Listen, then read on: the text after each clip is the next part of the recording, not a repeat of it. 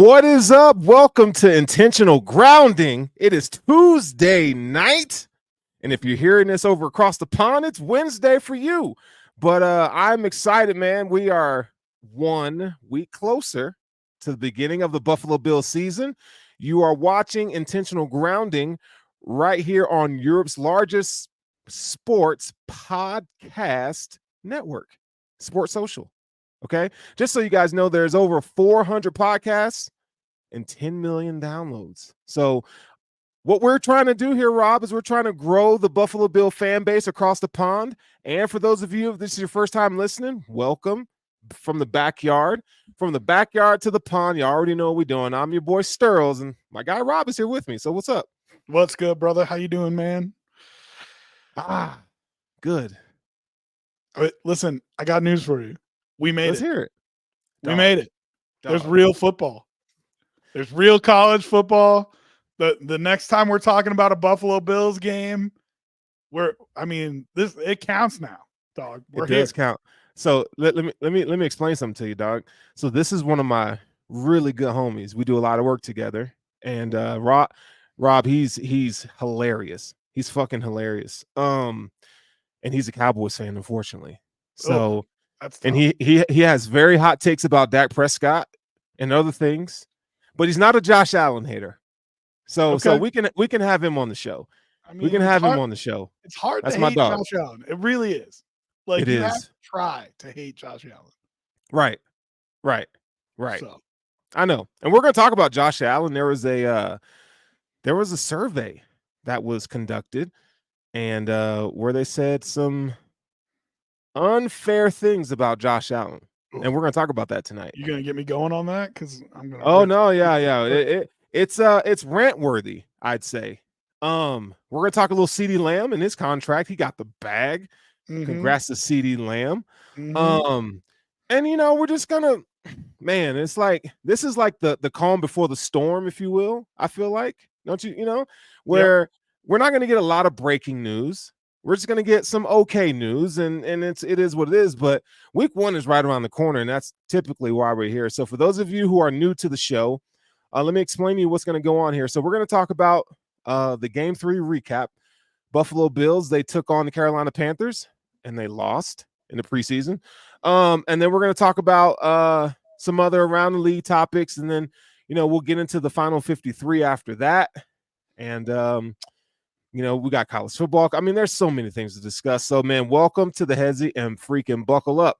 All right, so game recap. So Buffalo Bills played a game last Saturday, and they freaking lost 31-6. And that's the way to say it too. I mean, they played a game. I guess they played. Right. It was an actual game. It didn't feel like it. It just No, felt. it didn't. It felt.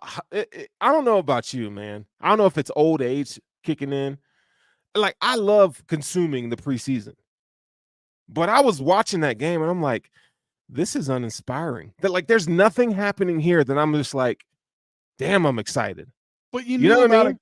You knew going in, right? Because they said we're not playing anybody. Like, don't expect anything. Yeah, I mean, I get what you're saying. I get where you're coming from, but it is what it is, man.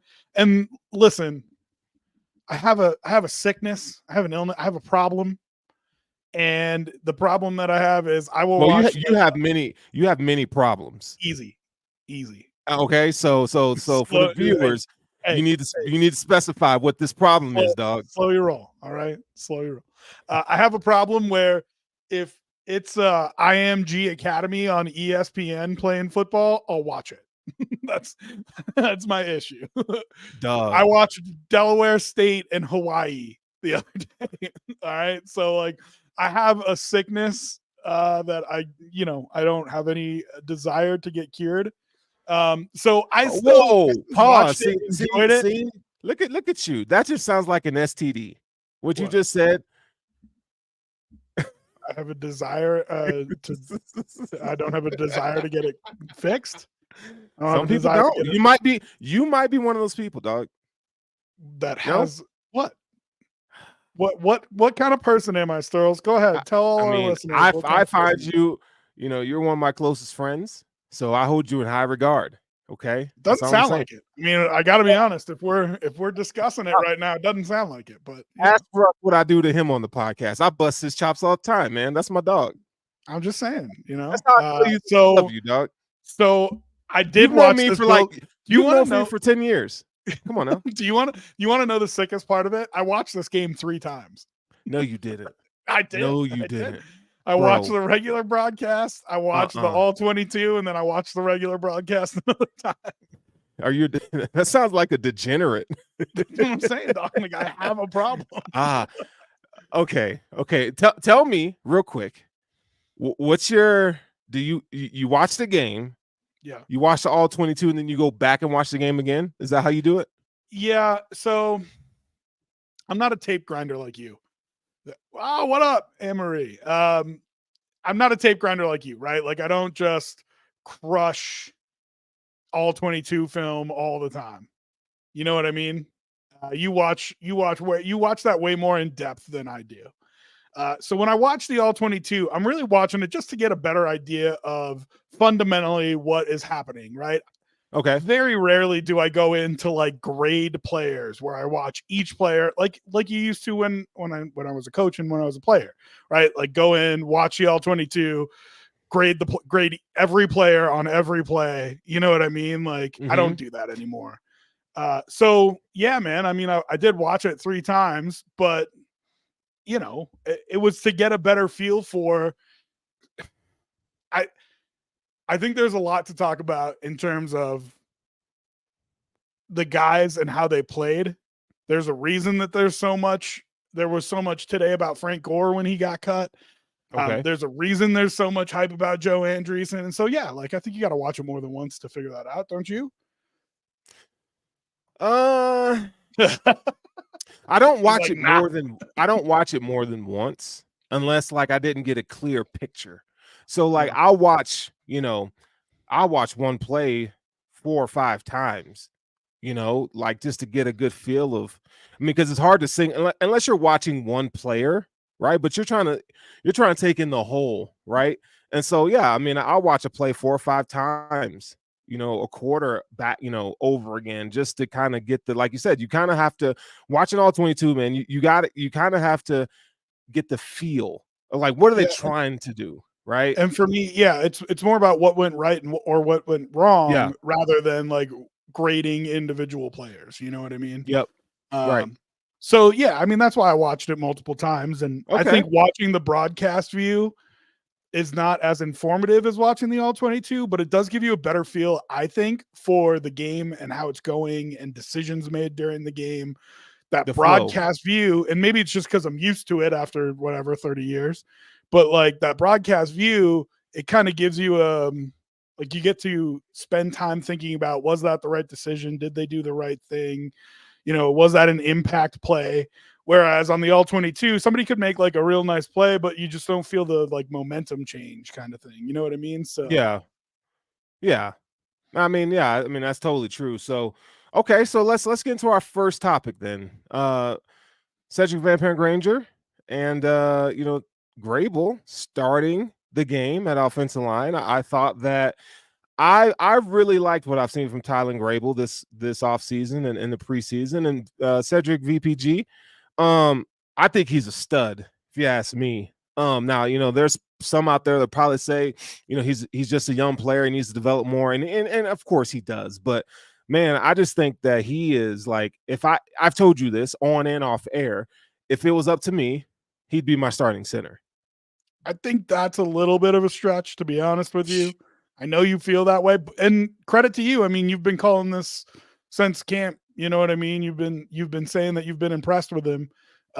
Clearly the coaches are seeing the same thing that you're seeing, because he went from playing with really honestly the 4th team offensive line, you know what I mean, to playing with the 3rd team offensive line for the first 2 preseason games, to coming out as the starter for this game. Now the starters didn't play, so really, that means there's context there. Second team, but they had Alec Anderson in there the other games. You know what I mean? Mm-hmm. So they clearly think that he's played well enough to warrant saying, okay, Anderson, we want you at guard.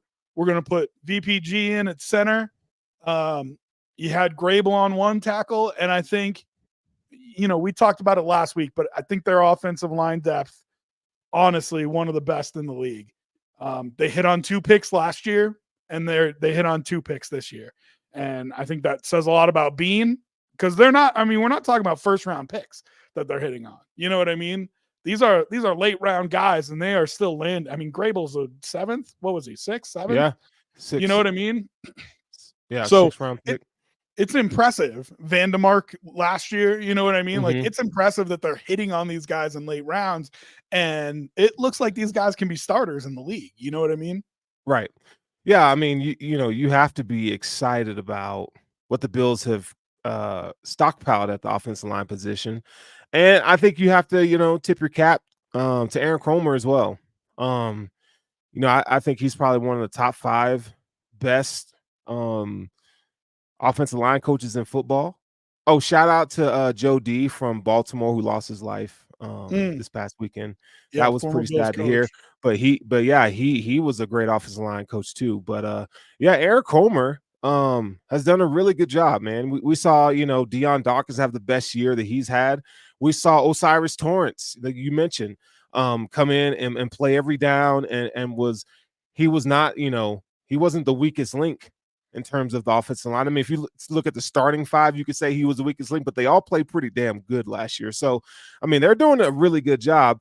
I like the flow of the game. I like what they were able to do in the run game. I think that's what stands out to me most from Saturday. They were just solid, man. Like, it was just a smooth operation versus the first week where we were like, dude, I don't know, this is rough. It's night and day difference.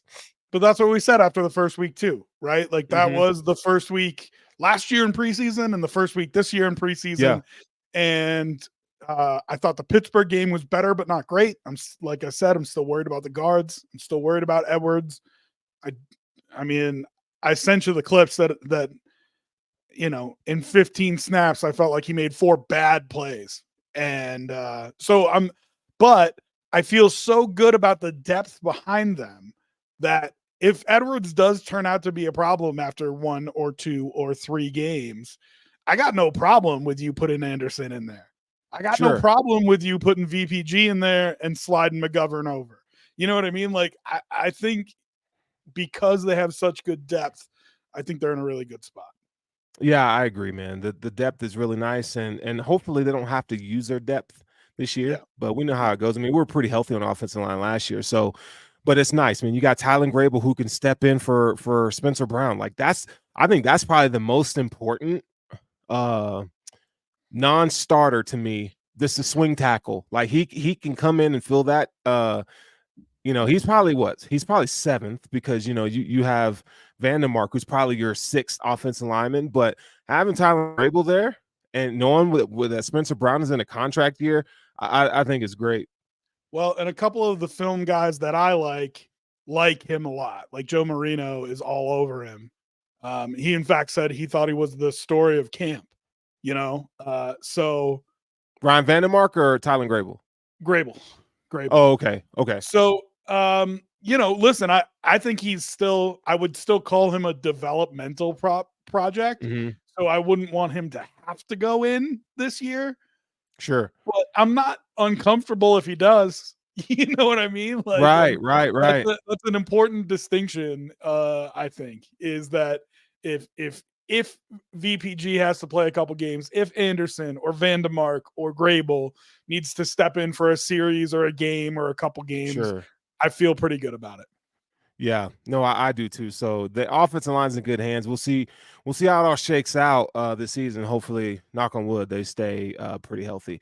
Next up, we got Joe Andreessen. Felt like he struggled in this game. There's a lot to, I think the hype train was real for a week. I don't know. I feel like we saw 2 versions of Joe Andreessen. Maybe he was on the sugar high last week, and he just the guesses were right. But this week, I don't know that I'm going to let you do that. I just did that. I don't know. I think consistency matters. I think he wasn't terrible, but he did struggle. Did you?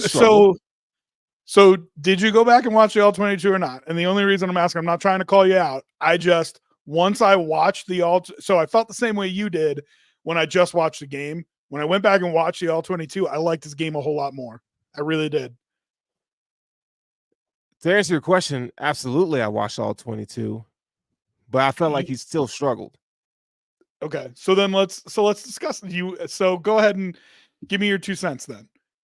So the touchdown, it comes down to communication for me. The switch and coverage. I felt like the switch coverage. Yeah, that was, and I didn't feel like, I mean, he led the team in tackles, but I just felt like I was looking for more impact, I guess. So like when we saw Terrell Bernard last year, that impact was felt every game he played. It felt like he was making a play somewhere. And I just felt like he had a couple false steps on a few reps. And that's to be expected for a rookie. I guess it's more, I'm not saying he wasn't the same player that we saw last week, but I just thought, I didn't think I'd see that kind of struggle. You know what I mean? False steps at linebacker, that's 5 yards or a touchdown. I mean, that's what you're talking about, very small minutia that can really bust a play wide open. So those are, I don't know, those are just kind of some of the things I felt like I needed to see more impact, I guess. So I thought the same thing you did when I watched the game. I thought to myself, the impact isn't there. And if you want him on the 53-man roster, you want to see that impact from him in that game. But, we have to remember, he's not Matt Milano. He's not Terrell Bernard. We're talking about if he can make the back end of the 53-man roster. Can he be a competent NFL Hold backup? on, though. We didn't know Terrell Bernard was Terrell Bernard. Like you and I talked, we was like week 5, we're like, okay, we can rest now. Yeah. Like, no, I agree with you, legit, but I'm just saying, if we put TB in there this year, if he played in that Carolina Panthers, you'd want to see him wrecking, right? Like you'd want to see him absolutely owning. Kind of like Kareem Jackson did, right? Like Kareem Jackson made some real flash plays, and you're sitting there saying, like, he's like, what, a 13-year vet? Like, yeah, you better, right? Like, you better expect that from someone like that. Right. You better be making these kids look silly. So for Andreessen, I saw a couple things. One, I still saw the instincts. I still saw him getting up there. Now, like you said, there were a couple false steps. What I think, this is what I took away from it. Again, I only watched the All-22 once. I didn't really spend a ton of time looking at it. But I saw really bad D-tackle play. And we talked last week about Dwayne Carter and how well I thought he played, eating up linemen coming up and letting Joe Andreessen get into the backfield to make those tackles. You know what I mean? Elianku made a couple good plays and then followed them up with a couple just blunders. Yeah, I mean, and it's amazing because every once in a while he does something and you're like, ooh, that's it. Like, that's what we have him on the team for. And then the very next play he does something like, what are you thinking? Right. So I mean, that's a really good point. I mean, that you mentioned, because the defensive tackles in this defense, that's a lifeline for the linebackers. Any good defense, like you ask Ray Lewis, you ask Navarro Bowman, those guys, they'll tell you like what's up front in the middle matters a ton. And especially when you're not an overly large linebacker. You know what I mean? Like, he has shown the ability to stack and shed, but he's not physically imposing, right? Like, he's not Brian Urlacher out there where the offensive lineman's scared to hit him. You know what I mean? Yeah. So I saw a couple times him read a play and get caught up. You know what I mean? And in just the garbage that the D tackles were letting through. And the D tackles getting knocked a couple of yards off the ball. And yeah, it's going to affect if he can pursue and make the tackle or not. So there are a couple times that I just felt like, you know what? You can see he sees it. And if you put him on the field with a whole bunch of starters, I think maybe it would have looked better. You know, that's a great point. And I honestly didn't take that into consideration. I mean, and remember, they were the starters for the Panthers at the beginning, too. And that's what I was about to say. You know, when they played the Steelers last week, he was playing in front of some dogs, right? Yeah. That wasn't the case. Elianku, we know what he is. Like he's an inconsistent player at this point in his career. And I don't think that's going to change. Dwayne Carter is still kind of figuring it out. You know, you look at Dwayne Carter, I think this is probably his worst showing this offseason, you know, in the preseason game. But he still has flashes. Like you still see the you know, the potential in stopping the run there. I just think he had a few, you know, he had a few plays that he'd like to take back. So I'll give Andreessen some credit there. Like just the instincts, they were there, but you know, when you, not that he was flawless the week before, but he was pretty damn good. Yeah. Joe Andreessen we're talking about. So Yeah. I don't know. I just saw, you know, it's like, I don't it was just You like would have it liked was to, you would okay, have liked to man. see more, but at the end of the day, I guess I had my hopes too high for him. That's he probably does what it lead was. the team in tackles, right? He does. Remember, he was playing all the specialties too because they wanted to see Mhm. what he looked like on special Yep. teams. Yeah, So the special teams tackle. it takes a lot out of you. You know what I mean? That's not necessarily easy to do. And then the last thing I was going to say is there were a couple times my biggest concern about him is in pass coverage, and you know the Steelers weren't really threatening passing the ball. Mhm. There were a couple times he made mistakes. The touchdown I felt like was a communication issue. You can see on the all 22, him and Jones look at each other and they give this signal, right? And Mhm. clearly he's trying to talk about, I assume this means bracket, but clearly he's trying to talk to him about what the coverage they want is, right? And you see Jones mimic the signal back to him and then like try to say something and then the ball gets snapped. And so like, what's the original call? Who had the miscommunication? We don't know that, right? So unless we can Right. talk to McDermott or Babich and get the play call and figure out who actually made the mistake, we don't know if it was Joe or the other guy. Joe No, you takes off don't. like it's man coverage and he's covering that back in the Right. flat. And Right. Jones also goes to the back in the flat. Really, I mean, the thing that makes the most sense would be that it was bracket or banjo coverage. And once the back and the tight end switch, Joe takes the guy that goes over the middle and Jones goes out in the flat with the back. Like that makes more sense. But Right. it was clearly just a miscommunication. And who was still going full speed on that play? Andreessen. Who wasn't? Guy who's no longer on the team. You know what I mean? Right. Right. So, You know, I just feel like, and I could be wrong. And again, I probably am wrong on this, and I'm not trying to talk crap about Joe Andreessen. I just feel like, okay, if the diamond is bracket, right? I feel like your first, if you see a guy next to you that is kind of unsure, right? The middle of the field is more important than covering the back out of the backfield. Right? You know what I'm saying? Like if you see yeah, Deion Jones is like, so that's why like but I that's get the why miscommunication, but I'm like, that's why I okay, he made the should have point. stayed back. But that's why I made the point that Jones mimics the signal back to him. Right. So not only does Joe make some kind of adjustment or call or something or clarification or whatever, but then if you're watching the box view of the all 22, you see Jones turn to him and make the Right. signal back to him. Right. So So Joe might not be thinking to himself that we are not on the same page. Because if he does think that to himself, yeah, that might make sense, right? That might be in his head. He's saying, I got to protect the middle of the field. It's more important than necessarily getting the back swinging out. But right. I don't think he thought that there was a miscommunication until it was too late. Yeah, I mean it was a full speed mistake. But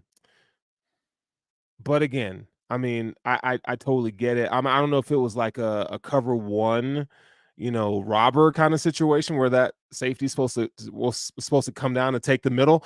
I don't Maybe. know. We don't know. It could have been though. Like that's what I'm thinking, because you just don't vacate the middle of the field like that. But if it is cover one like that, it should be bracket. Right. Right. So like Jones should have gone to the flat and Joe should have had the tight end coming across the middle. So Right. you know, but we don't know. We just don't know what the call is. Right. But Joe Andreessen made the 53-man roster, and I'm happy about that. Yes. And again, I don't want anybody thinking that I'm down on Joe Andreessen. You know me, I always try to call it like it is. It sounds like you're No, down on no, no. Joe I'm not. Anderson. No. I just try to call it like it is. Uh, but yeah, he made the 53, which I'm excited for. He's a rookie. He, got to remember that he still has a lot to learn. But he's doing better than expected, to say the least. The Bills made a move, many moves today, but one of the moves that's I think is a sneaky good signing is Mike White, signed to the practice squad. Now, you may have known Mike White as the guy that Matt Milano put a hit on in the waist area, in the ribs. Saw him get knocked out for the Jets. Mike White also went to the Miami Dolphins last year, was a backup there. Now we don't know what the status is with Mitchell Trubisky at this point, but I like Mike White as the backup quarterback for Josh Allen a lot more than Mitchell Trubisky. So we'll see what it looks like, see how it hangs up. So I mean, I love it. I got to be honest with you. I don't just like it. I love it. Because I think the Trubisky injury is probably worse than they're letting on. And that was one of the things I put on our sheet to talk about. I mean, DiNucci was not good, dog. DiNucci was really bad. DiNucci was the booty. He was not good. I mean, I like the Mike White signing. I like that he's on the practice squad. You can do the elevation thing and make him a quarterback. Now, they didn't enhance the rule from years past, but you can still elevate him, I think, 3 times. So if you're not 100% comfortable with him being the backup week 1, you can sign DiNucci and let him do that. But I would probably just have him as the backup week 1. You know what I mean? Yeah, I would have him as a backup week 1. I mean, he's a veteran at this point. Like, you can figure it out, and hopefully you don't have to have. I mean, again, knock on wood, Josh Allen stays healthy. But I do like that. He gives you upside. He feels like a guy, and not that he feels. We know he's a guy that can. He's not going to lose you a game necessarily. Like, if he comes in, he's at least going to give you some punch, right? Like, he can at least read defenses. He has a good enough arm. He could be productive given the right situation. I think this is the right situation for him. So I love this move. And there were some other moves today that we'll also talk about. So we'll just keep it moving here. But next is DiNucci, the Gucci Mane, DiNucci and Shavers. There was a play in this game where DiNucci had Shavers. Shavers, what a route by Shavers, man! What a route! Out beautiful. And beautiful. I mean, I'm ready to fight some of the content creators that have talked about this play. I'm not happy. I'm heated about it. I don't understand how people expect him to make that play. That was a bad throw. Not only how people expect him to make that play, but how they're blaming his route for being the problem. A couple guys I haven't heard that. A couple content creators have said coming out of the break that he slowed down. No, dog. No, he ran a gorgeous route. He was wide open. And then a couple of other content creators have also said that where Shavers was when DiNucci threw the ball, DiNucci threw it to the right spot. No, but hell no. I get if he's covered. Like, you know what I'm saying? Like, I get it, but there was no one in sight. So, and I have talked to professional quarterbacks about this before, and they have said, if you see a guy underthrow somebody who is wide open, it's because he doesn't want to overthrow him, right? Like, you'd rather underthrow it than overthrow it because you still get the completion then. So if you see someone short, like someone having to slow down to catch a ball, and that's what a pro quarterback will tell you to do. So if you're talking about how you draw that play, right? Like, if you're drawing the route for Shavers, if you're in the meeting talking about it, hell, if you're running it in Madden, yes, you want that ball to be thrown to the back pylon. That's what you're telling DiNucci. It's in his head. You want that ball thrown to the back pylon. I get it. But he is wide open when Wide DiNucci open. lets that ball go. The Yeah. cornerback is burnt freaking toast. I mean, he gets absolutely cooked. And DiNucci Cooked. sees that before he lets the ball go. You can't miss that throw. And there is no world, there is no way that it's on Shavers. Not a chance in hell. I don't think that was on Shavers. Ugh. Man, you don't like. I get you. You want to throw with anticipation. You're throwing to a spot, but like that wasn't that. I felt like that's a play that you got to make that, bro. You got to make that. And so a couple people have, when Shavers got cut today, a couple people quoted his preseason numbers. And I just want to point to this. You know what I mean? I don't think necessarily Shavers should have been on the 53. But if you want to say, hey, listen, Shavers' numbers in the preseason weren't great, I want to say, yeah, well, you had Ben DiNucci and what's his name? Anthony Brown throwing him the football. And it didn't Yeah. look good. It didn't look No, good. it did But now, not listen, look good.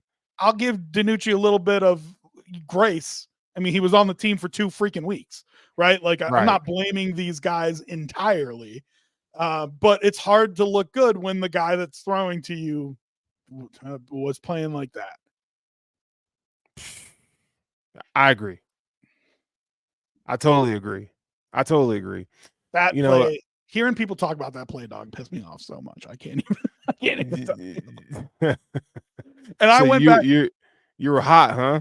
That was the only play on the all 22 that I rewound and watched like 6 times, because I was like, how are people seeing this thinking that this is not Ben DiNucci's fault, that it's Tyrell Shavers' fault? Like, there is no world where you could think that.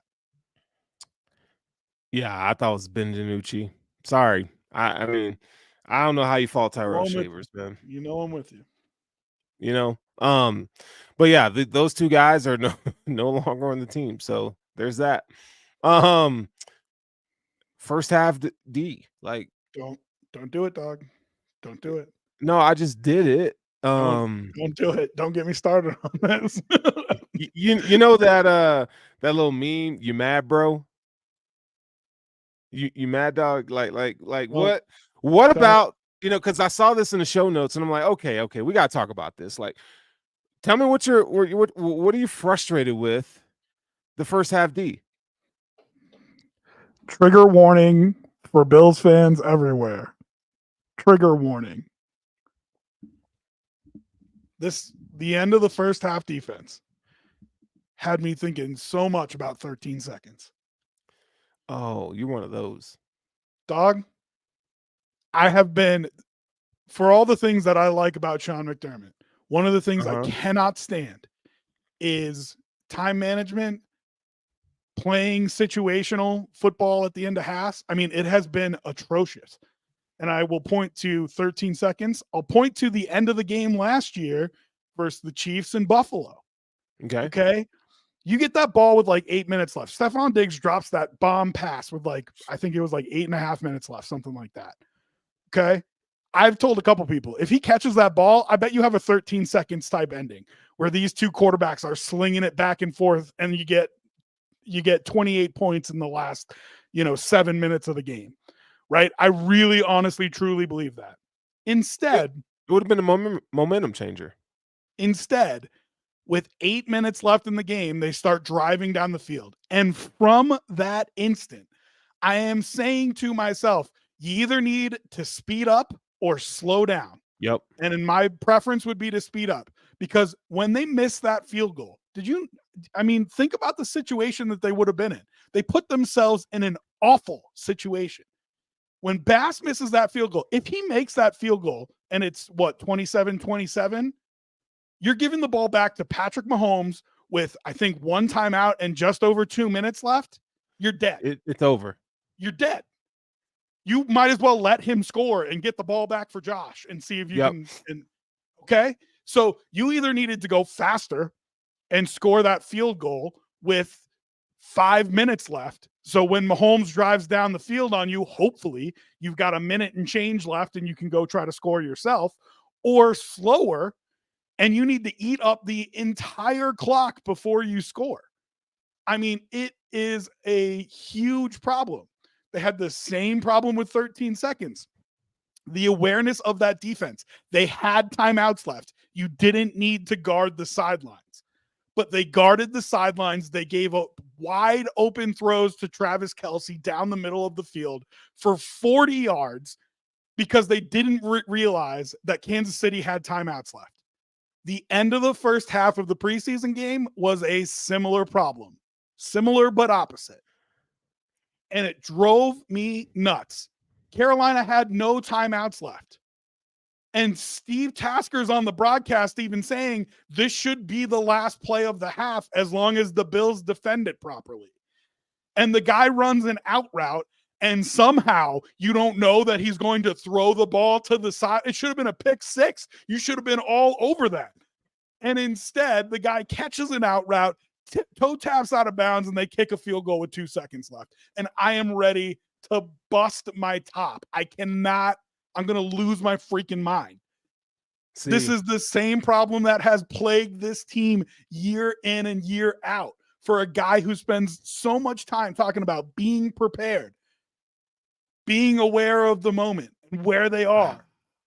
And I have to deal with them picking up 10 yards, 7 yards on the last play of their half to get into field goal range because you don't know they're throwing to the sidelines because they don't have any timeouts.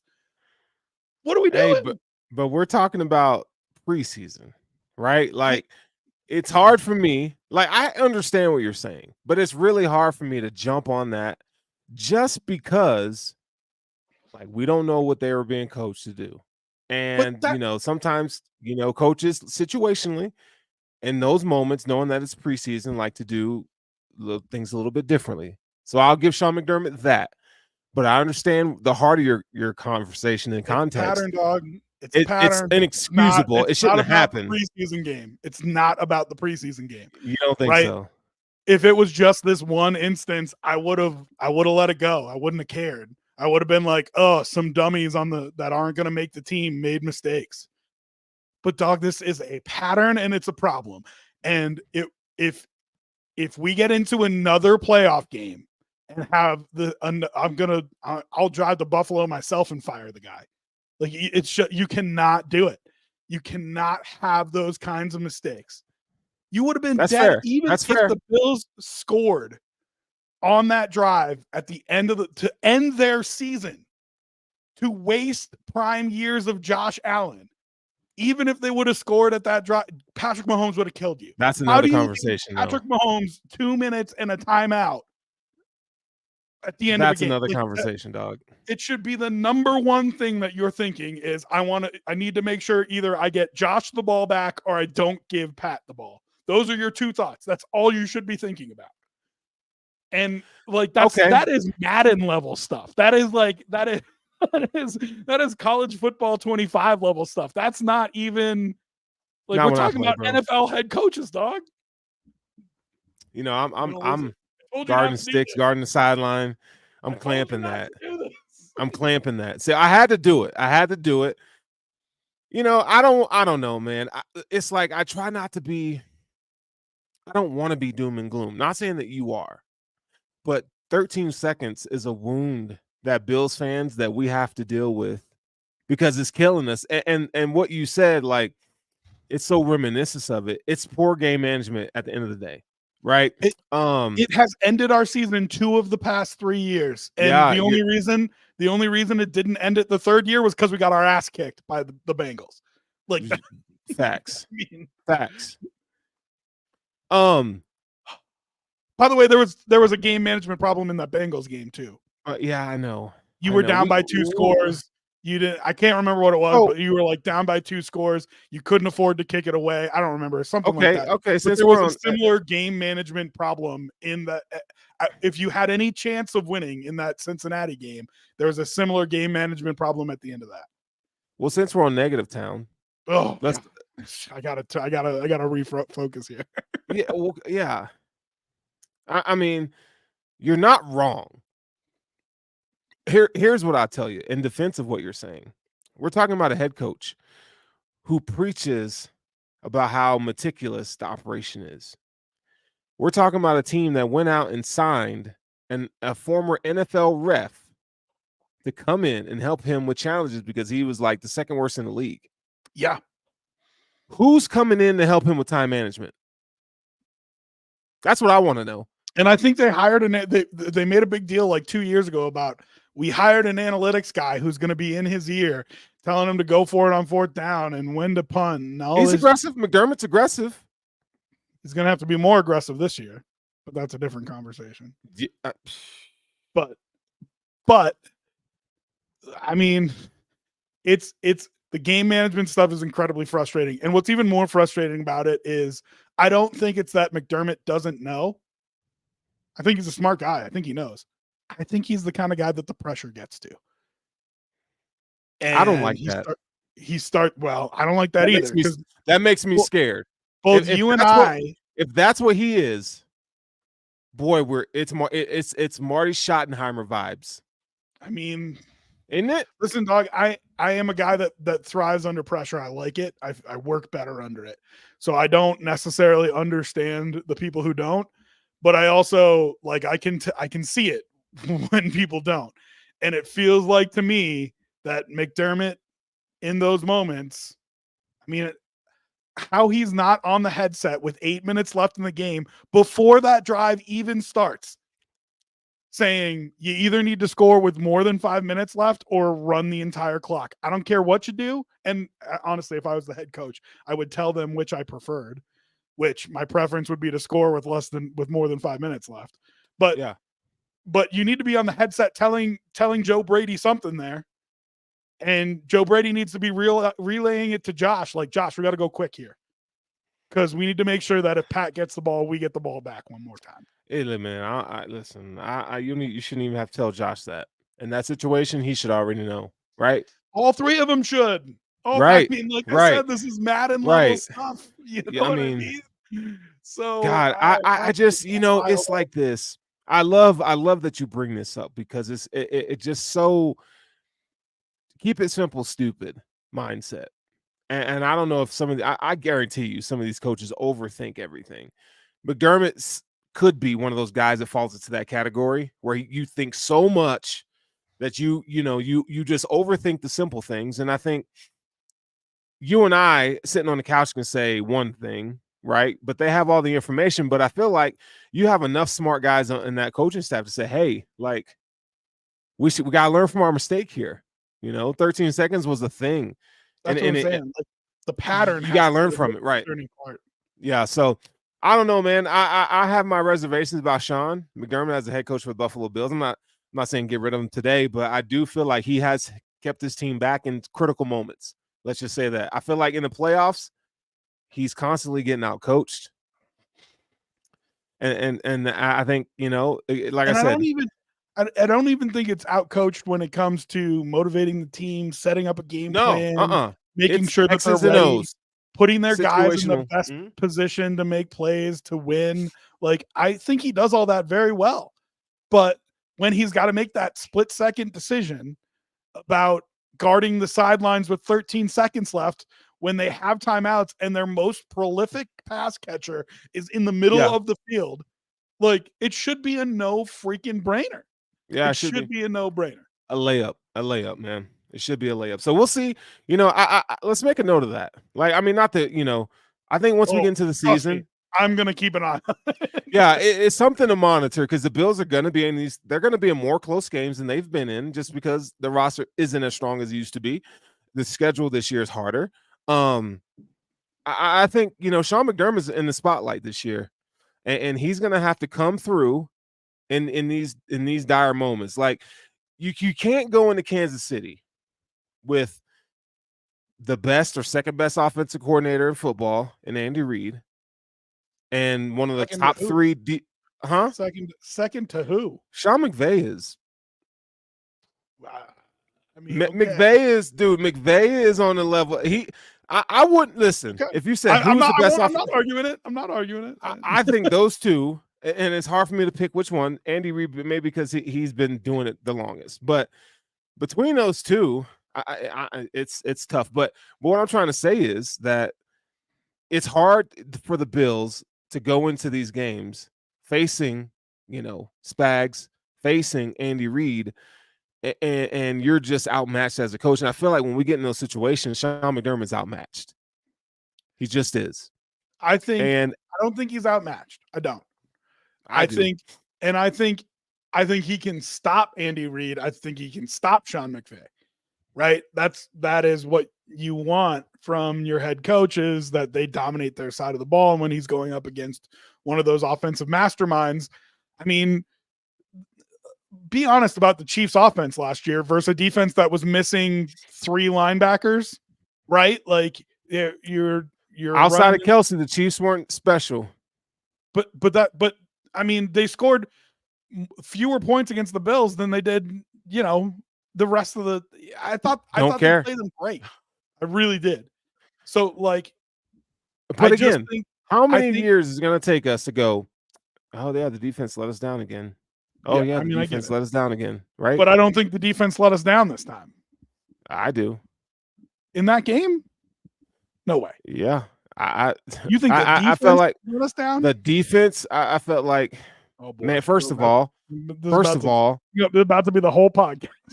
First of all, you should have started Dorian Williams.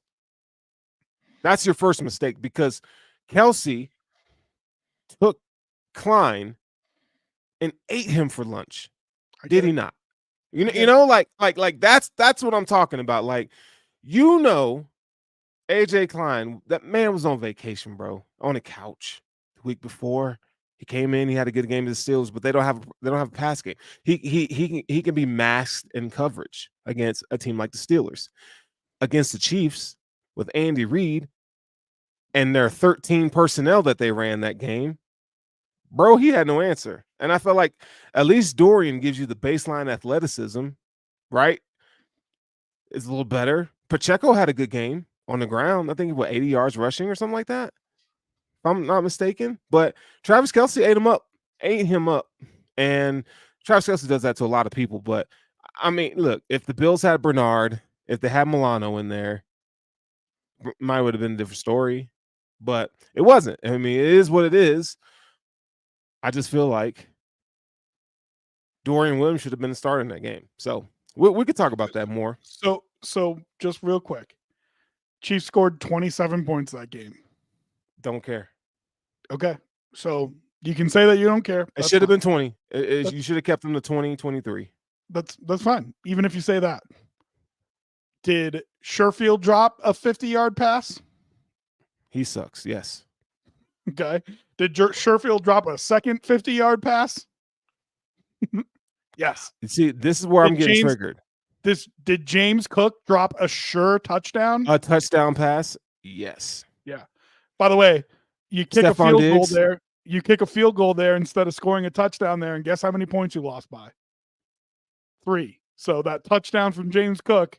Now, granted, the game plays out differently till the end, but right.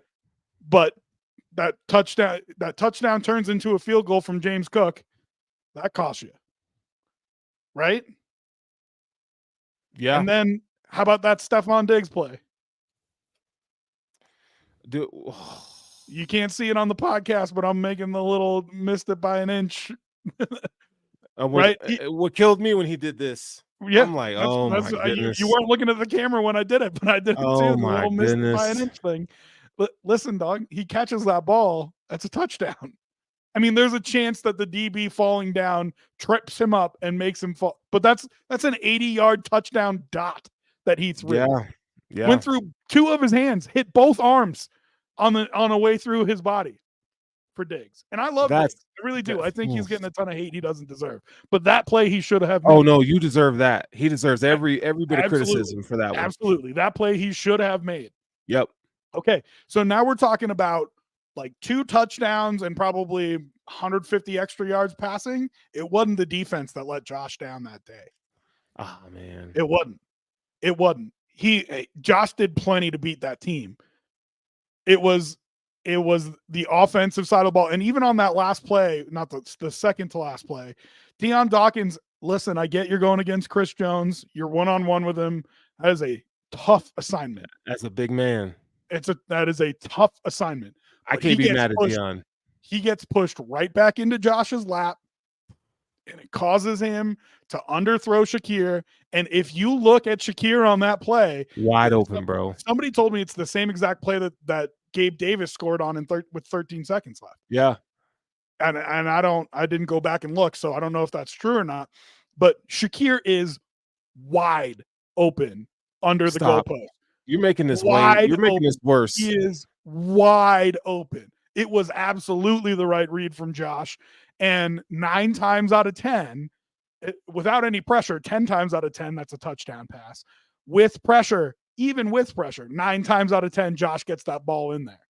So I know exactly what Josh was doing. It was absolutely the right play. And Dion Dawkins let him down. Now, again, tough assignment. Granted, Chris Jones is. But that's a play you gotta make. You gotta make that play. Man. He pushed you right back into Allen and caused an incompletion. And that's why you pay that man that much money, right? That's why you pay Chris Jones that much money. He literally won them the game that day. You gotta make the play. But it was not the defense that let Josh down that day.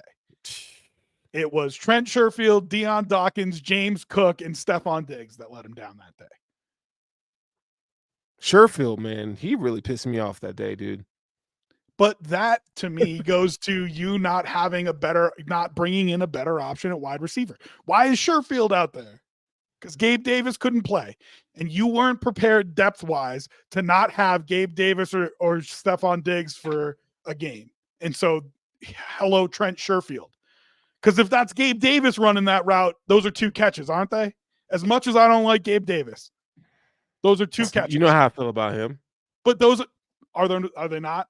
Are those not 2 catches? Gabe makes those. I don't love him. You know he's not my favorite.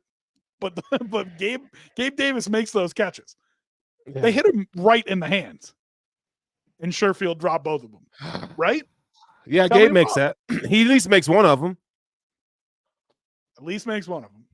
At least one. And so that, I mean, you can be on Brandon Beane for that, and he's doing the same thing this year too. Oh, that's what I was gonna say. That's you know. Oh man, let's talk about this. Hey, listen, you got me coiled up. I'm gonna get you coiled up. Hold on. You know, let's because you know, I got family in town. We are totally but here let's talk about this. Off the range here. And we're gonna get to the round league. So for those of you who are watching across the pond, we're gonna get there. Why even watch football at this point, Sterling? This is one of my questions for us. Do we feel like Brandon Beane, to this point in time, this offseason, has done enough at wide receiver, especially? And it's hard for me. Look, I get you want to bring in a Mac Hollins. Morale, you know, like Steph Diggs is gone. You need a spark plug guy. But I hear people talk about how Mac Hollins is going to produce. He's going to fill this role, blah, blah, blah. Okay? And I look at guys, Claypool, not on the team. And you went and got Keon Coleman. Now, I'll tell you this. I have my doubts about Keon. I like Keon. I even pre-draft said, yeah, he could work. But he's not my ideal choice. I feel like we're going to get into the season, just like Kansas City last year. We're going to get into the season, and we're going to be talking about how these wide receivers aren't living up to the expectation, and our offense is going to be rough. I hear, you know, yes, I love Shakir, I love Dalton Kincaid, but I do not feel like top to bottom that this receiving core is enough to get this team over the hump, because we went into this offseason. What do they preach? They preached about explosive plays. Did they not? We want a little more speed. We want this, we want that. But to me, it's not what they said doesn't match up with the plan and what they executed. So am I the only one there? Do you want to talk about it from X's and O's standpoint or from a talent standpoint or both? I mean, you can't have one without the other. Well, because here's the thing. So, all right, so I'll start with the X's and O's. From an X's and O's standpoint, your two best pass catchers, your three best pass catchers, if you include James Cook in that, which he might be your third best pass catcher. He might be. If not, it might be Knox, right? Does Keon Coleman climb to the third best? I don't think so. So your two best pass catchers are Shakir and Dalton Kincaid, no doubt. Ooh. Who's third? Who do you want? Cook? Knox? Take your pick. Curtis Samuel. I don't even. But okay, maybe he's injured. He's injured. And even Curtis Samuel. Well, and that was the problem that we were talking about last year. And that's why you had Trent Sherfield on the field, right? Problem. It's not good. It's not what you want. So here's the problem from the X's and O's point. At least your two best pass catchers work the middle of the field. And the easiest thing to double up on is the middle of the field. The easiest kind of coverage to stop Josh Allen and his legs is zone coverage. And you can cover threats in the middle of the field. You can cover threats in the middle of the field in zone coverage. You need deadly guys on the outside finding holes. Now listen, you can overcome that if the people who are running those routes in the middle of the field see the field the same exact way as Josh does. That's what Patrick Mahomes and Travis Kelce do. And so Travis Kelce thinks to himself, I'm going to throttle down here. I'm going to sit on this coverage. I'm going to move to the next window, all that kind of stuff. And he is in sync with Pat Mahomes. And that's why they are so electric together, because it doesn't matter what you do. You can't stop them. But these are two young, Shakir and Dalton Kincaid are young guys. And for them to have that feel, they don't have that feel yet, not in the NFL. That could be great. But the easiest thing that you have to stop is the middle of the field. It's easier to bracket them. It's easier to put zone coverage on them. And guess what? That stops Josh's legs too. So I think the biggest mistake that they made is not having an outside threat. So let me add to that. So what they need to do, what they should do, I mean, I'm not an offensive coordinator, but you have to have more tighter alignments. You need to stack one side of the field, trips. What passing concepts are you going to come out of there with? Because those tight formations, I think, is gonna help you figure out zone coverage and beat it. Because you don't have what you need on the outside to take the attention away. What you're talking about, Sterls, is being a play action run team, essentially. Because I agree with you.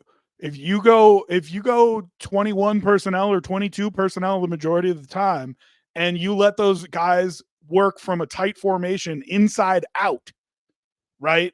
Where they are attacking seams and attacking like cover two, hole shots, stuff like that, then absolutely you can make it work. And honestly, I think the offensive line is good as a run team. I think that's good for them. But what are you doing? You have to diversify your attack, and you can't, like, if they come out with that before you move on. Okay. What are you doing? What are you doing then? You're taking the best player on the field, maybe period, but definitely on your offense, and you're minimizing how effective he is. Yeah. Because you're running the ball more, so you're taking the ball out of his hands. Not necessarily a bad thing, but you are taking the ball out of his hands. And those kinds of play action throws, that's what you do with a bad quarterback who needs to only have one or two reads, right? And you don't trust him to read the entire field. You don't trust him to make plays. So you give him one or two reads and you say, hit these two reads or run out of bounds. Right. You know what I mean? And so you're minimizing your best player on the field if you do that. But they did that last year, don't you think? No, I mean, I think that was their plan. With Dorsey, that was their plan. I think that was their plan. I think it was poorly executed with Dorsey, and I think Joe Brady executed it better. Yeah, he did.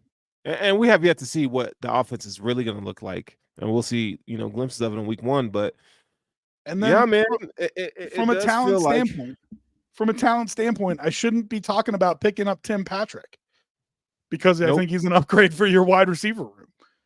Which I did. And I But do. he's a skill set we already have. But you are so well. That's true to some extent. That's true when you're talking about him as a pass catcher. But he produces. But what you don't have that you lost with Gabe Davis that you haven't handled yet is a great run blocking wide receiver. And if they're going to do what you're talking about, what you need is a guy who can get in there and dig out a safety. And then Tim Patrick can do that. Yeah. But we don't know. I mean, listen, Keon They're Coleman hoping that Keon can do that. Yeah, I mean, he's got the size for it, no doubt.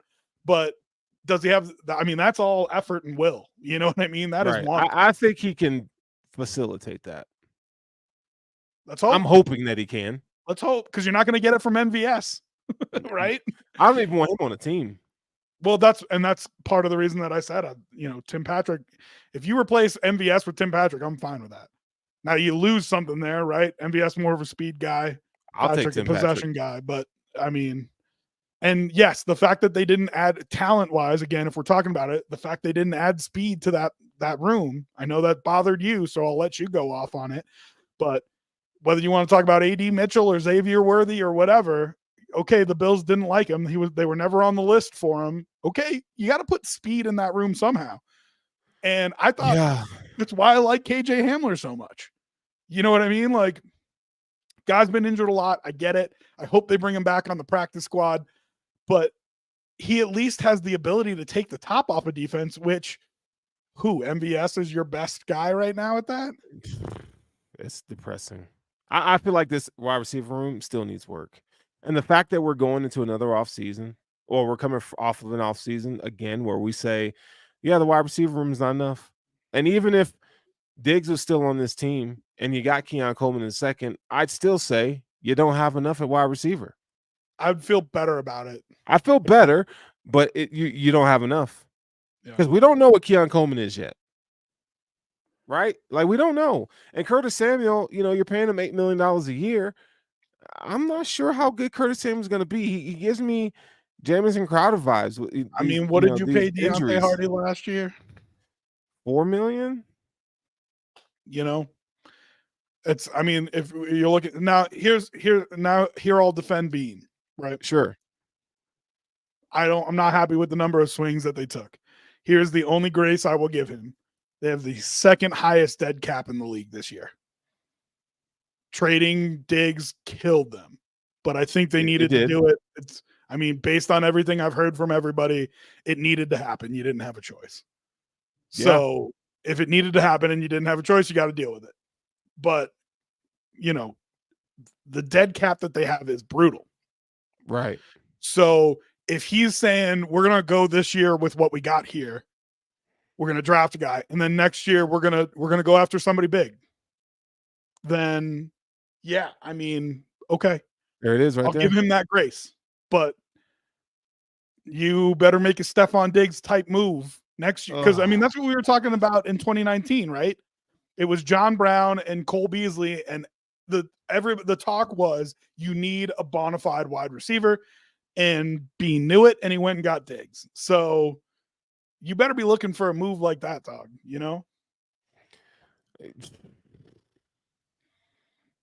Yeah, man. I don't know, man.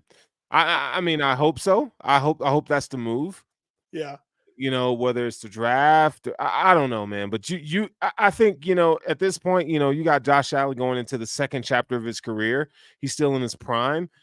Part of me feels like, man, like, you don't have the luxury of drafting and developing at that position. I feel like what you're doing right now. You're building a team for the second half of his prime. So if you've got to eat a year to do that, I don't hate it. I just prefer not to do it. But okay, it's tough. I've ruined, dude. You should see the dejection. Yeah, man. I'm sad right now, dog. I am. See, talking to you did this to me. Like, I came in here and I was like, oh yeah, like. You started it, dog.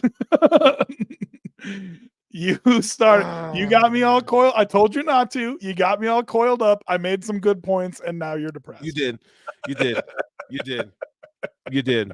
Damn you. Okay. Let's go around the league real quick. because we're going to talk Bills Do cuts we at have the end to? in the trade. Huh? Do we have to? Why even watch football, Sterls? Let's just give I up. don't know, dude. At this point, I don't know what I'm doing with my life. I should be a badminton fan or something. Cricket. Our friends across the pond like cricket. I should do Yeah, that. I'm a Around the league, rugby. CeeDee Like, let's Lamb. get in. I played in college. Like, let's get into it. I played in high school and college. We might have to, dude. We might have to. We might have to. CeeDee Lamb got a new contract, man. Like this is a big deal, big day for him and his family. We know that the Cowboys and Jerry Jones have been sleeping all day. And I guess he's woken up from his slumber because they finally got a deal with CeeDee Lamb. And it is a 4-year, $136 million deal to the Cowboys superstar. It makes him the second highest paid non-quarterback in NFL history, folks. This is according to Adam Schefter. That deal includes $38 million signing bonus. $38 million. Let that sink in for a minute. The largest ever given to a wide receiver, and $100 million guaranteed. CeeDee Lamb got the bag, dude. Yeah, and I CeeDee told Lamb you, got the bag. I think he's below Jefferson, above Chase. And I don't think Justin Jefferson's great. Don't get me wrong. Again, we're splitting hairs here, but I think people overvalue him a little bit. I don't think he's that much better than CeeDee Lamb, maybe just a little bit. But Okay, fair. There's no question CeeDee Lamb earned this contract. Like he deserves to get paid like one of the top wide receivers in the NFL in my mind. So, listen, I think you got to be real sure about what you're doing about quarterback, because if you end up in a position like the Vikings are in now, good luck. Good luck. Yeah. I mean, so I'm going to throw this up here too. My guy, Cuban Benny, crazy to sign Lamb and then get rid of his quarterback. Well, you have to it's wonder the right move. But you have to wonder if they talked to him about what they were going to do at quarterback before they signed the deal. Or does CD say, just, I'll take the money and you do whatever you want and I'll force my way out if you don't figure out the quarterback thing? I think because I wondered the same thing with Jefferson. I really did. He signed the deal and you didn't know what they were doing. Yeah, I think at that point, that kind of money, you just sign the deal and then you raise hell until they get the guy that is going to push the program forward. Or you digs your way out of there. You know what I mean? Yeah, so he's done that twice. But good for CeeDee Lamb. Dak Prescott's another topic for another day, but I think the writing's on the wall because now you got Micah Parsons left, and that deal has to get done. I think your boy Dak he's playing his last days as a Cowboy. So, say what you will, Shedeur might look pretty good in for Dallas. It'd be interesting, that's for sure. It'll be very interesting for sure. So yeah, CeeDee Lamb gets the bag. Kudos to him and his family. Let's talk about Odell Beckham. Who and what and why? Odell's on the PUP this year. He's starting off on the PUP. Apparently had a lingering injury. I don't get the sense that Odell, and I could be wrong, but it just doesn't feel like he even wants to play football. You know what I mean? That's interesting. I just don't feel it. I just, he's not what he once was, and because he's had injuries, unfortunately. But man, dude, like you start on the PUP. I mean, that's what, 6 weeks? It's 4 weeks. 4? First 4 games. Yeah, IR 6 weeks. Yeah. Listen, here's the only thing I'll say to that extent. If you are with a team that you believe is a playoff team, even without you, which if he believes that about the Dolphins, I think that's fair. I think they're a good team. I think they're playoff worthy. Mm-hmm. And you're at his age, off of as many injuries as you're coming off of. If you kind of say, like, I'll get to you mid-season, I really don't have a problem with it. Like, as long as you get in, 6 games into the season, whatever, with as long as the NFL season is now, You give me 10 regular season games and a healthy body in the playoffs, fine. So, you know, if that's the move, if that's what they're doing here, if that's what the Dolphins and him kind of talked about, like, hey, let's just take it easy coming into the year. I need you in January. I don't need you right now. Yeah, I mean, let's see if there's another thing that happens, because I kind of feel like there's going to be something else where he's not going to be able to participate. That's what I feel like with Odell. I mean, listen, he's not who he used to be, but as a number 3 wide receiver on the Miami Dolphins, yeah, that's, you put him on the field, the situation you want.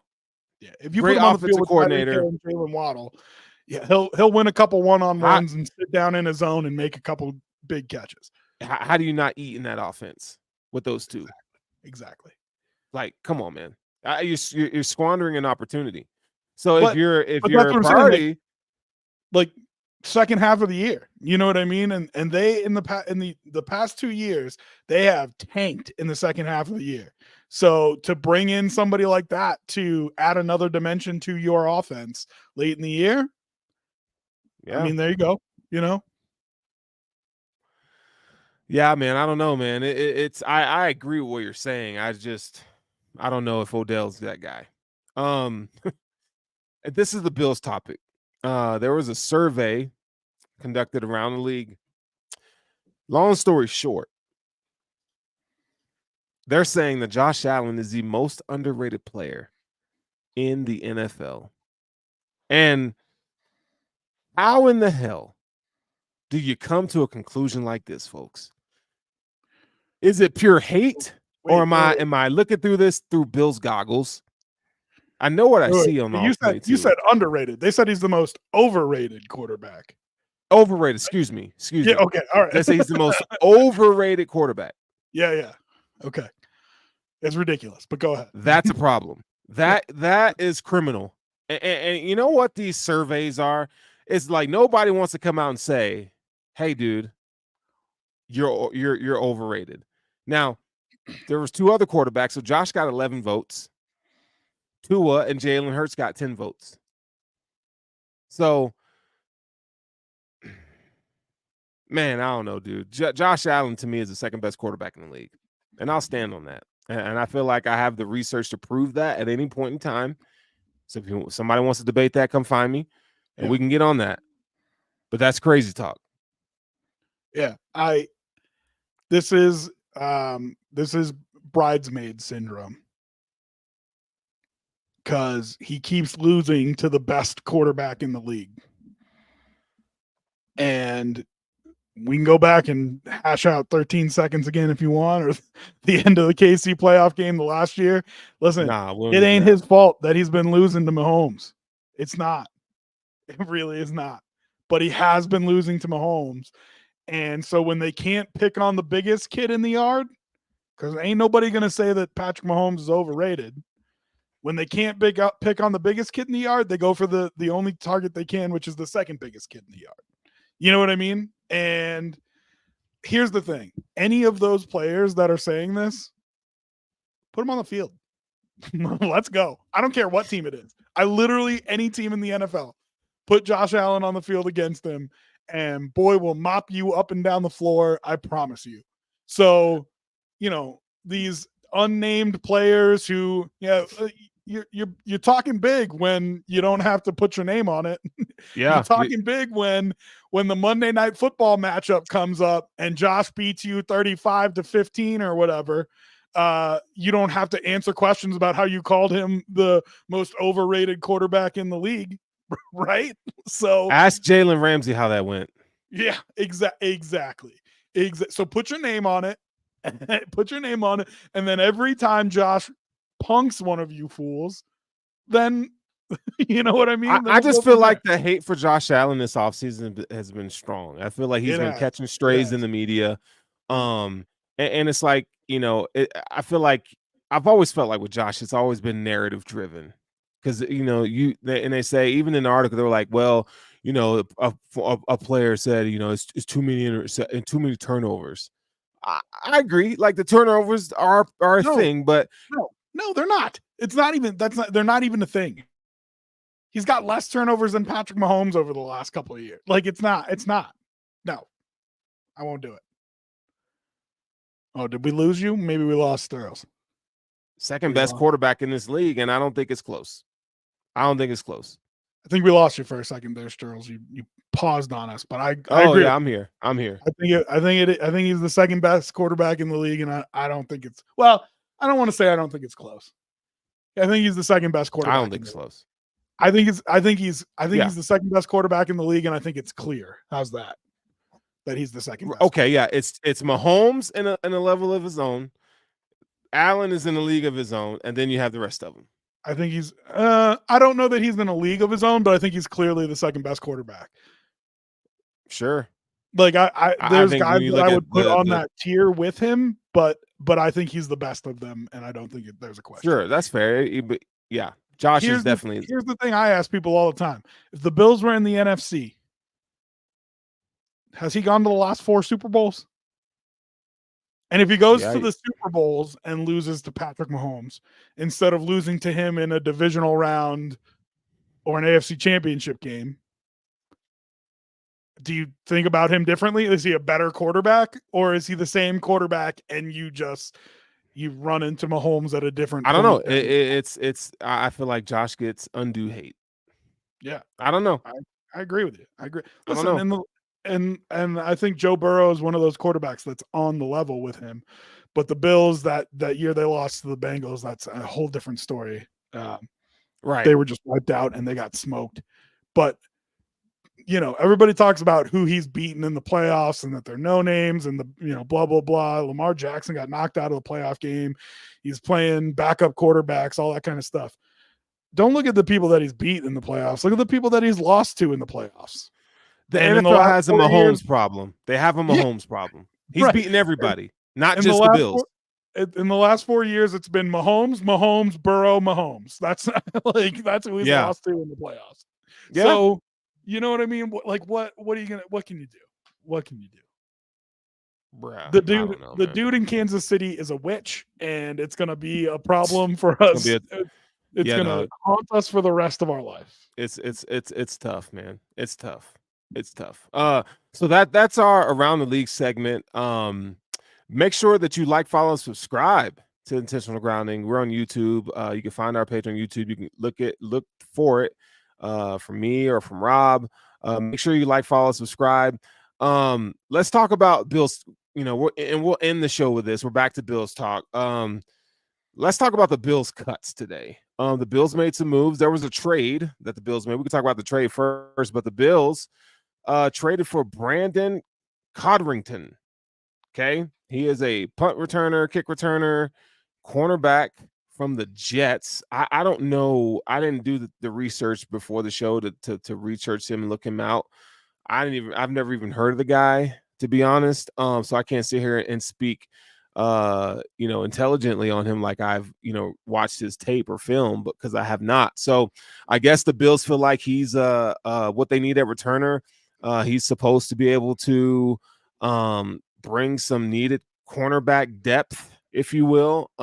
So we'll see what he's about. But the Bills gave up, late round pick in exchange. I mean, it is what it is, right? Like, don't you have to be a little disappointed in that, though? So I feel like they could have done so much more. But Hardy has been great. That dog. Daquan Hardy was excellent. Surprise! That was a surprise cut for me this year. Daquan Hardy. Outside, inside, in the return game. I was happy with him everywhere. And so, to your point, whether you want to talk about it in terms of the cut or in terms of the trade, it was surprising to me. It really was shocking. Very, very, very much so. And to talk about these cuts, we have it here on the screen if you can see them. And let's talk about them. Elianku, Keaton Bills, Gunnar Britton, we know, Will Clapp, Deion Kane, La'el Collins. I mean, Zach Davison didn't make the cut. Danucci. I'll put a thing on Clapp. I liked his game. If he makes it back on the practice squad, I would be happy about it. He was a guy that I thought you might be able to flip for a late round pick. But I told you he's getting cut. You did. You did. I like him. And so I wanted to stop you there, but you can keep going down the list. What else we got? Yeah, Frank Gore Jr. is a notable that got cut. Mike Edwards on the offensive line got cut. Richard Garage from University of Florida, a former teammate of Osiris Torrance, did not make the cut. Maybe some of these guys get back on the practice squad. KJ Hamler, he's battled injuries and so forth. His hands were a little inconsistent during preseason play this year. Daquan Hardy is the one that surprised me. I don't know if he'll clear waivers, to be honest. I don't think he will. That one is a head scratcher, and then we'll talk about that. Andy Isabella, Kareem Jackson, Xavier Johnson, Kingsley Jonathan didn't make it. Where we felt like my boy Javon Solomon beat him out, and then the rest of them: Gable Stevenson, Justin Shorter, Deshaun Williams, Kendall Williamson. I mean, it's kind of cut and dry there. We kind of know. Outside of Daquan Hardy, I kind of had a suspicion that the guys that got cut were going to get cut. So the only other one that I thought might make the team was Zach Davidson, and that was tied directly to how healthy is Q. You know what I mean? So I thought he might make the 53 just because I thought Quentin Morris might be down, but they must feel good about him. His stock had been going down towards the end of preseason here. Right. So he'd be a guy that I'd love to get back on the practice squad. Frank Gore Jr. Dog. He played good. Played great. And I know he's missing a little bit when it comes to NFL size, speed, athleticism. He's just a tick under where he needs to be. Right. In all of those categories. He runs just like his dad. But he is so instinctive. Yeah. And he is tough as nails. And yes, you're right. He runs just like his dad. Baldy did a little breakdown of that little pitch play that he scored on. And I thought said it best when he was like, listen, man, he's at the 5-yard line. There are 3 blue shirts between him and the goal line. And what does he do? He says, I'm gonna score. I'm bringing it to you, and right into skinny, got through a couple guys, and then power finish to make sure he got over the goal line. Yeah, that's impressive. It was super.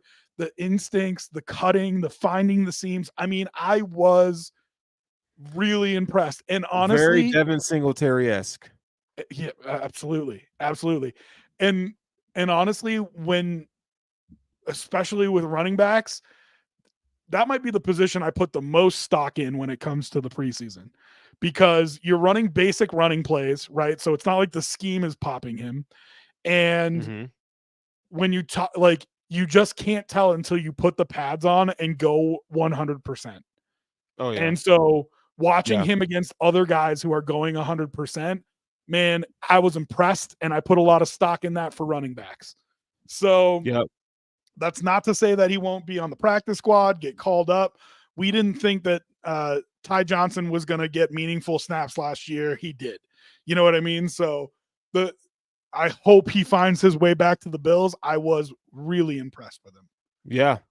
Yeah, we'll see, man. I hope Daquan Hardy makes it back. I hope, Frank Gore Jr. makes it back. Yeah. So who else on this list? Kareem Jackson, I think they probably try to put on the practice squad and maybe even bring up for the first week. I don't think he is a great player, but in terms of where you're at health at safety, he's a guy that I'd like to have available. Break glass in case of emergency kind of guy. Yeah. Yeah. Trey McKitty was all right. Yeah. I'd be fine with him on the practice squad. Tyrell Shavers, I said what I said about him. I think he'll make it back to the practice squad. I think he'll make it back and the same thing with Shorter. I think both of them make it back to the practice squad unless they get picked up by somebody else. I just think it was hard for them this preseason to prove that they belonged when there was no quarterback play, period. And then I'm not a big Gable Stevenson fan. Everybody loves that storyline because he was a wrestler and whatever. Great story. I mean, great. But he was fine. Right. He was a long shot to begin with. Yeah. So, I mean, if he makes his way back to the practice squad, fine. Great. But yeah. But yeah, I mean, really the headline for me is Daquan Hardy. I honestly think he is a 53-man roster player, and I don't think he makes it through waivers, and that's going to make me real upset.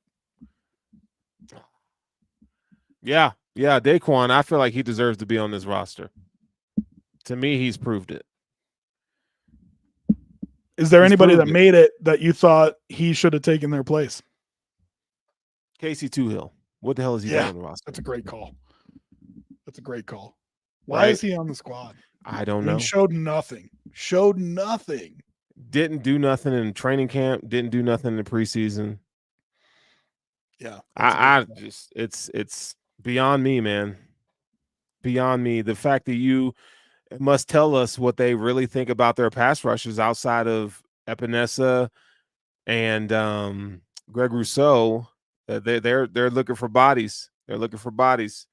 And I thought Kingsley Jonathan got cut too, didn't he? He did. And I thought he was. I thought he would play better than Toohill. Yeah.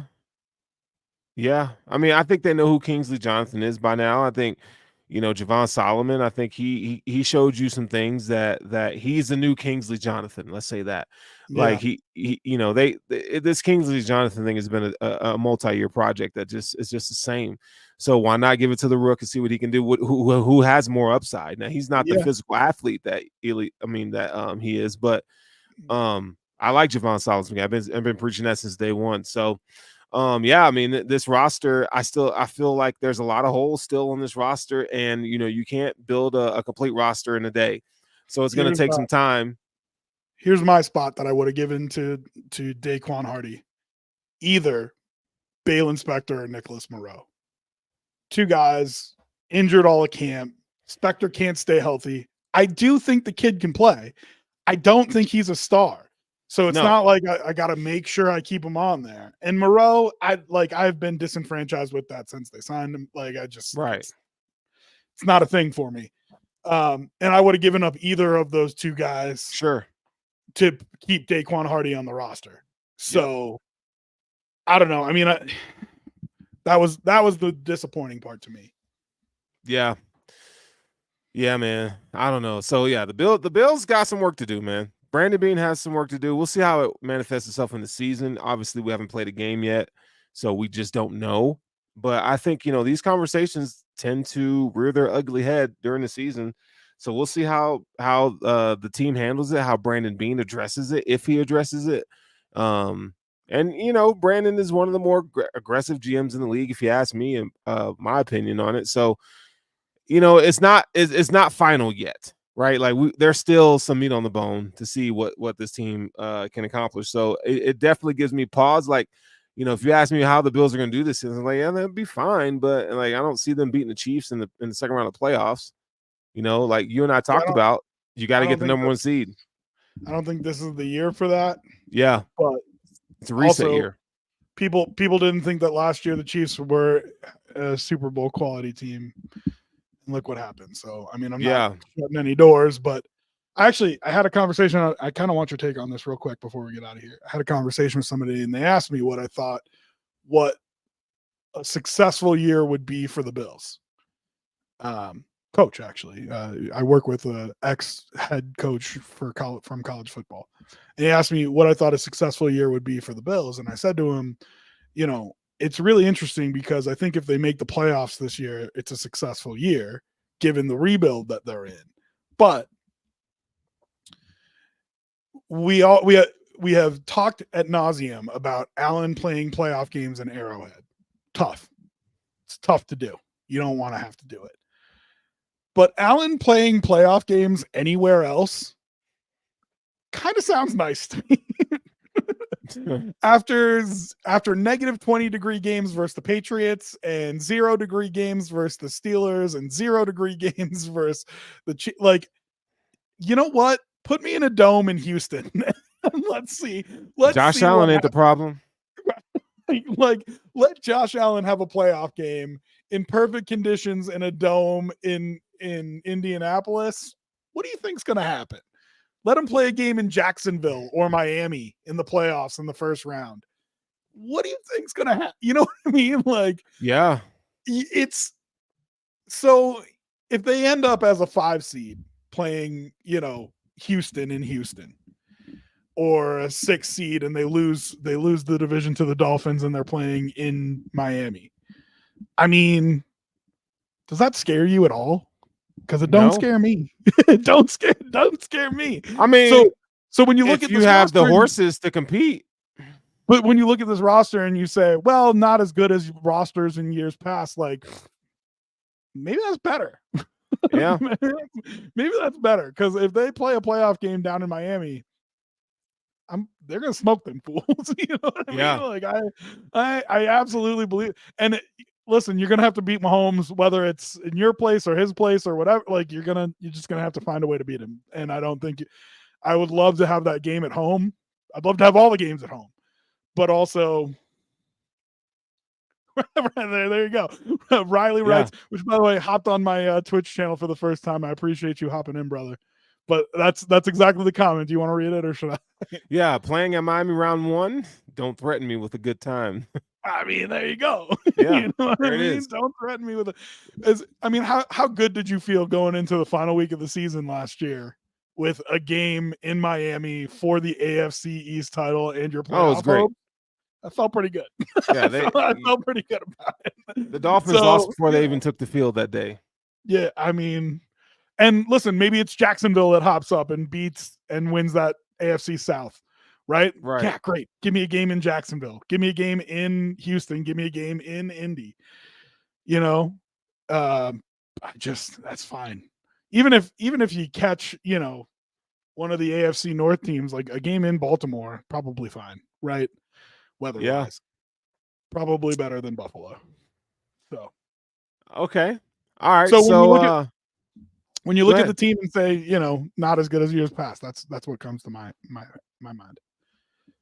Yeah, I think that's fair, man. I think that's fair, and I'm ready for the season to get started, dude. I'm tired of not storylines, but like I want to get into the meat now. Like we are a couple weeks away from the Bills kicking off against the Arizona Cardinals. So real quick before we get out of here, why don't you tell the listeners that may travel to Denver where they can watch the game with us? You want me to do a Denver Bills Packers plug here? Yeah, I think it's warranted. Oh, why? Well, for our friends across the pond, if you ever find yourself in Denver needing to watch the Buffalo Bills, right? Yeah, no, here in Denver. So Sterls and I both live in Colorado, and we started a Denver Bills backers group. Want it to be fun, want a lot of transparency, want to make sure that we're donating to charity like Bills Mafia does. We want it to be all those things. So we're just getting off the ground. It's a brand new group. It could be small, it could be huge. We don't know. I mean, I know it might just be Sterls and I sitting there eating some chicken wings, having some beer. So, which would be a great time. It would be a great time. But if you want to come kick it with us, it's Stoney's Uptown. We appreciate them for having us. It's 17th and Park in Denver, and one of the better kind of little sports bars around town.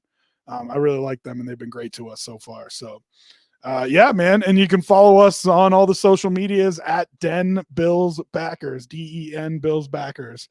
We're not all the social medias. We're on Instagram, Facebook, and Twitter. So give us a little love there. We appreciate all the follows and the likes and the comments.